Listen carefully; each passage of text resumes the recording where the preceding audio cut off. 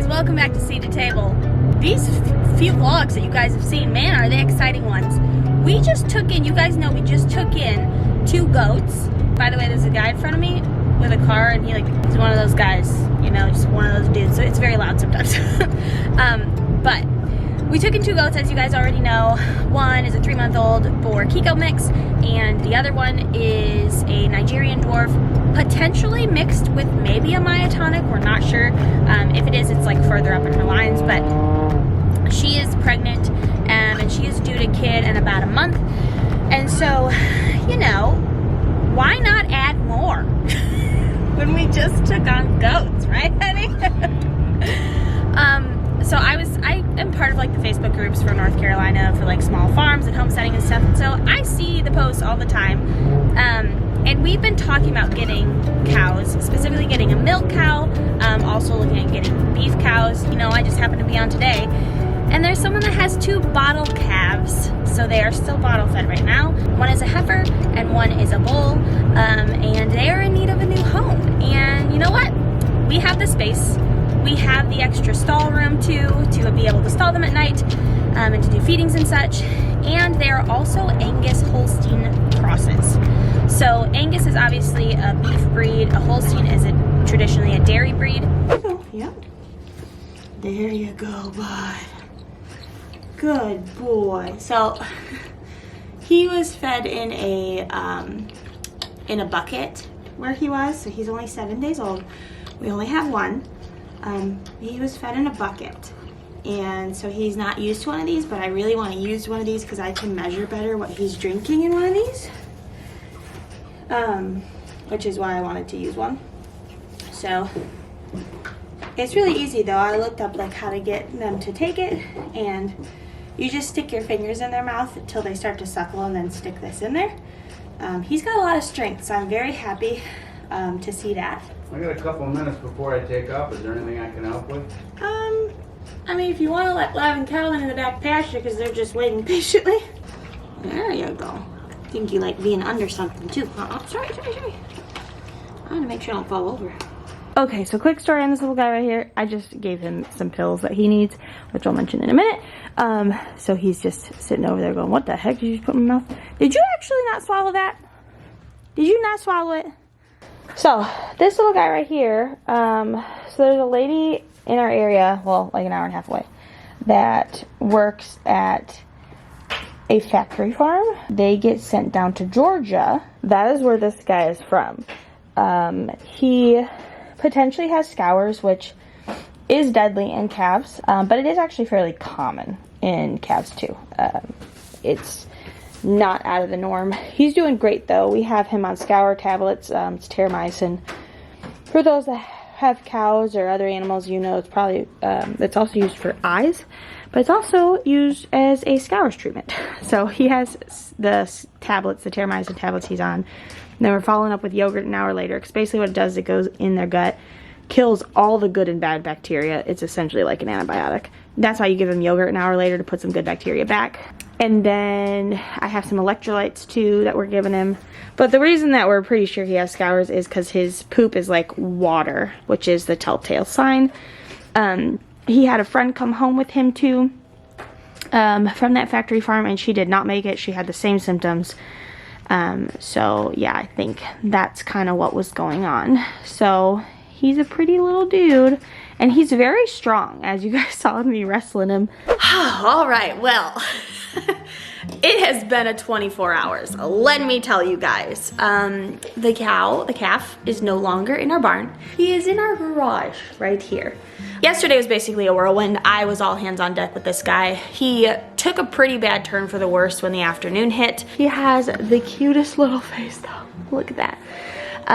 Last night, he could barely stand. He had a snotty nose. So basically what our baby boy has here is scours and pneumonia. So we talked to several cattle ranchers. There are a few things that we did. We took him off of the milk supplement, and he is just on plain whole milk. That was highly recommended.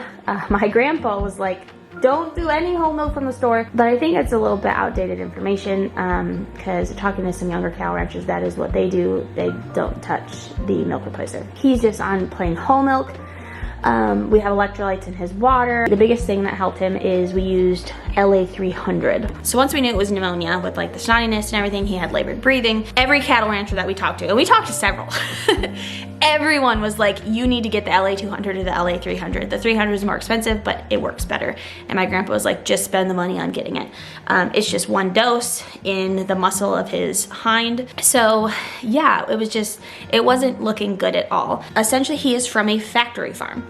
So he's from a factory farm in the area. You know, there's always a chance with that situation of this kind of thing going on. Now obviously we've kept him away from the other animals and stuff. So yeah, he is doing well though. Like I said, I checked on him. We kept him moving a lot yesterday. That was the biggest thing. I let him rest for a bit last night and opened the door, and he was standing on his own, which he was not able to do last night. Even getting him to drink his milk last night was a little bit difficult. He drank it laying down. But we've kept him up. We've kept him hydrated as best we could. That LA 300 I think is really the saving grace and a whole lot of prayer. I have prayed a lot for this little calf. One thing I haven't seen an improvement on yet is his poop, unfortunately. He seems to be pooping less, so that's a good sign because he's not like constantly diarrhea, which obviously plays a huge part in the dehydration, which is really what causes a big issue and can kill them, other than the pneumonia, obviously. But it hasn't gotten more solid, so hopefully today we see a little bit of improvement by tonight. Ryan was the one that checked the gender of this cow and found a penis. Yes. I keep seeing this cow pee, and it's not from the penis, it's from below the butthole. Yeah. Said penis is just her umbilical cord, honey. Oh, really? It's a girl. It's a girl! That's awesome. Great. You get milk now. I don't know. I mean, how would you know? From looking at it, it looks like it's Yeah. perfectly placed for a penis. Right. I mean, yesterday when I was holding her, I felt it a little bit. I was like, I don't know, but No, because I was looking for like an actual, like where would the pee come out? And no, it's just her umbilical cord because it's just a little bump. we got the feed menu. We did. Don't let it slobber on you, Ren. Now keep Papa on me. Good girl. There you go, girlie. Good girl. We just got done changing out all her hay. Her poop is finally starting to get a little bit more solid, which is a sign that she's getting over the scours. So that's really good. For the record, when I looked to sex the calf, it was a quick, oh, look, I see something hanging down there, like a second. And okay, it's a boy. It was nothing, it wasn't a, like, okay, let's really inspect and make sure that this is a boy or a girl.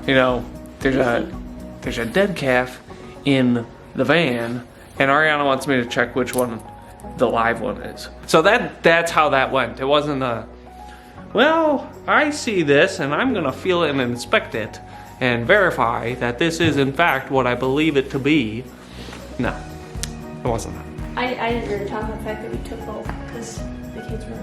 Oh, I yeah. mentioned that there were two and one didn't make. I didn't mention that we took both. Gotcha. We took both when we were there. So we didn't stop at all the entire way home until we got back to town. We stopped at Tractor Supply to switch out the milk replacer that we had gotten because we were told the one that we had soy, which was not good for baby cows. And so we needed to take that back and get like a whole milk replacer. And so we stopped there. I looked in back. I saw him laying back by like the door, and I saw that she was laying down, but didn't really look too closely. I mean, They were both sleeping. yeah, he was sleeping. I could see his, that he was breathing and whatnot. Didn't think anything of it. Went into the store. So it's unfortunate. She obviously passed away But it on the wasn't way she, home. it was he. Yeah, it was the him. Unfortunately, he did pass away He was the on our smaller way of home. it too. It was we'd probably been on the road for about a half hour. It was an hour and a half drive. Yeah. About a half hour. And then, we were just listening to music. They hadn't made any noise. And then just moo. There were two moves. I think there may have been three. I don't know. They mooed a few times, and so our best guess is either that was him as he was dying or her just reacting to that. Because there wasn't any more noise the rest of the time. It was just that one point in time where, you know, they were moving. Maybe they both did. I have no idea.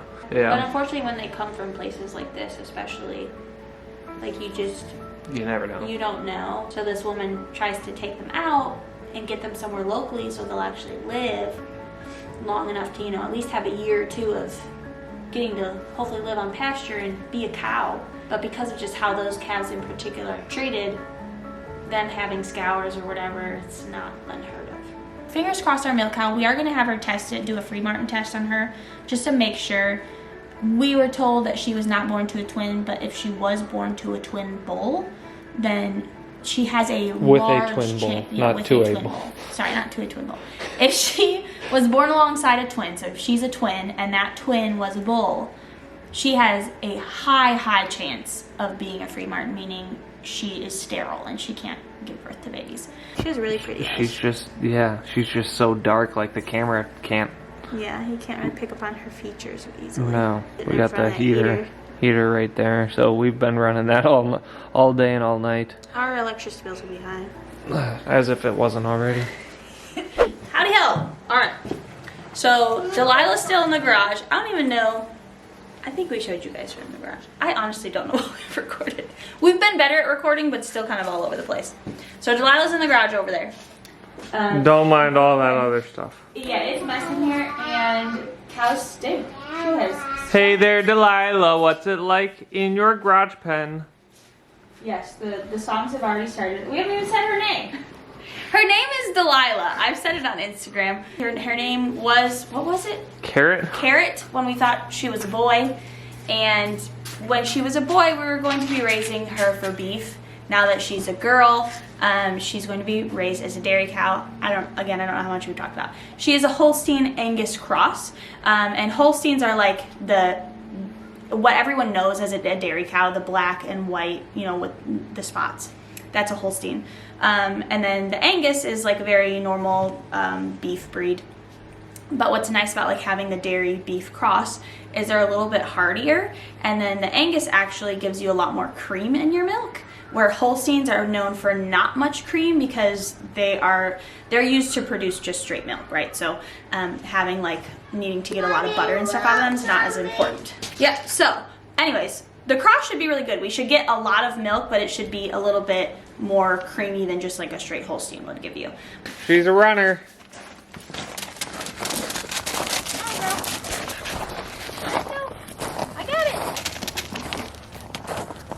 I bring her out, she just follows usually, because she wants her electrolytes. Hey, now run. Oh, don't run.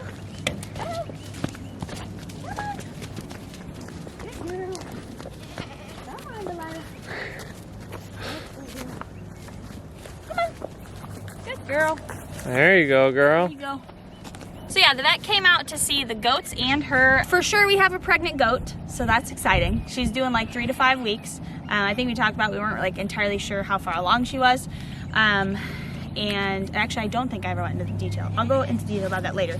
But Delilah specifically, she is a little bit snotty still, but he said that she thinks she's completely in the clear. He didn't see a need for another round of antibiotics.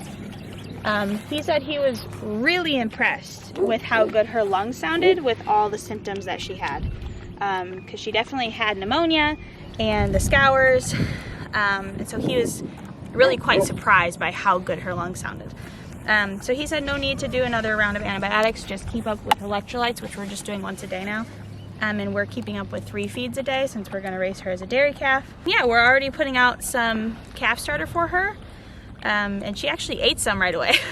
So I had to talk to a friend that has cattle about whether that was okay, because our vet was like, you can start putting it out now, but she won't eat it yet. Like she'll just kind of play with it, and then when she gets closer, between that 3 to 6 weeks, when she really starts weaning, then she'll start actually eating it when she needs it.